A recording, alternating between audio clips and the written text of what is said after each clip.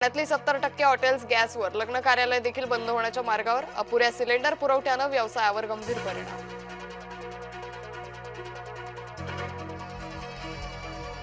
आखाती युद्धाचा विमान प्रवाशांना फटका. इंधन दर वाढल्यानं एअर इंडियाकडून प्रवासी तिकिटात वाढ.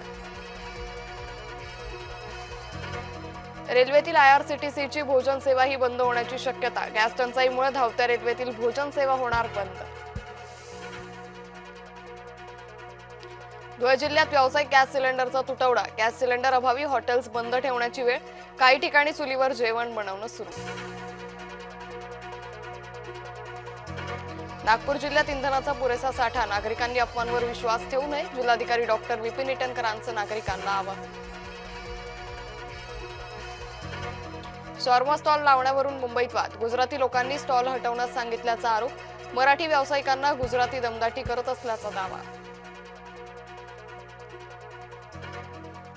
जळगावच्या एरंडोलमध्ये 4 वर्षाच्या चिमुकलीवर अत्याचार. संतप्त नागरिकांचा राष्ट्रीय महामार्गावर रास्ता रोको.